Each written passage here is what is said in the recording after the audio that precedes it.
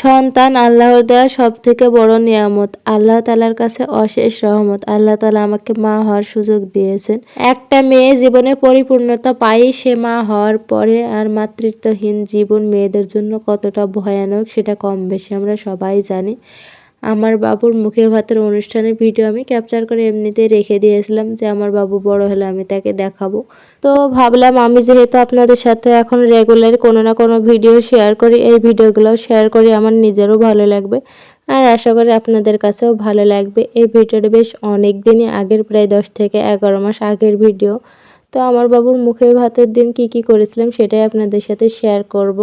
এইখানে আমরা শুধু পরিবারের কয়েকজনই ছিলাম, বাইরের কোনো লোকজন ছিল না, কোনো অনুষ্ঠানে শুধু পরিবারের লোকজন সবাই মিলে একসাথে খাওয়া দাওয়া করেছিলাম। আর আমার বাবুর জন্য, আমার সোনা পাখির জন্য একটা প্লেট সাজিয়েছিলাম। এই প্লেটটার নাম নেই আমি ভুলে গিয়েছি। তো প্রথমে প্লেটে দিয়ে দিয়েছি 1 বাটি সাদা ভাত, এর সাথে দিয়েছি খাসির মাথা, আস্ত মুরগি। এইগুলোর রেসিপি কিন্তু আমি সবই আপনাদের সাথে শেয়ার করব, এগুলো সব কিছুর ভিডিও একে একে পাবেন। আর সাথে করেছিলাম বড় একটা আস্ত তেলাপিয়া মাছ ভাজি, আর সাথে ছিল রোস্ট।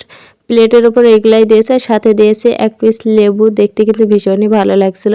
আর সাথে বাকি আইটেমগুলো সব বাটিতে করে পাশে দিয়েছিলাম। প্রথমে দিয়েছিলাম সালাদ, ডিম ডাল ভুনা, মুরগির মাংস ভুনা, ঝোলের মিষ্টি, পায়েস আর সাদা কালো মিষ্টি। আমাদের আয়োজন কিন্তু খুবই সিম্পল ছিল, তারপর আমার ভীষণই ভালো লাগছিল। প্লেটটা আসলে অনেক বেশি সুন্দর হয়েছিল, দেখতে ভীষণই ভালো লাগছিল।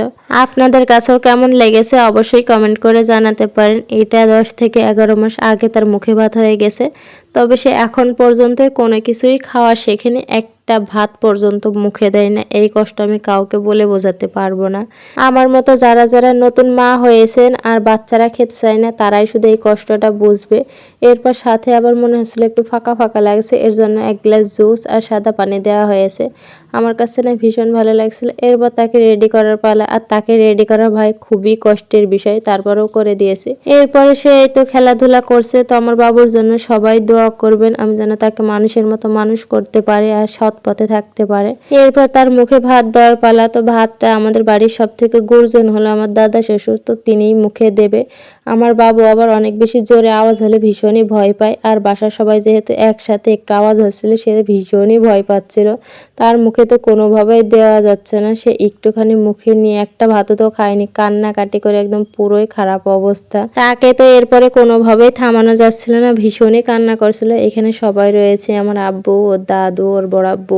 এরপরে বাবু এত বেশি কান্না করছিল, তার কান্নাকাটির জন্য তার পাঞ্জাবি পায়জামা সব খুলে দিতে হয়েছে। এরপর ওর দাদু আবার বলছে একটা লেগ পিস নিয়ে একটা ছবি তোলো, অন্তত সে তো কিছুই খেলো না। এরপরে এই যে এইখানে আমার সব ননদিনীরা একটা প্লেটেই বসে গিয়েছে, সবাই মিলে খাওয়া দাওয়া করছে। এই ছিল আজকের ভিডিও। সবাই আমার বাবুর জন্য দোয়া করবেন। সবাইকে আল্লাহ হাফেজ।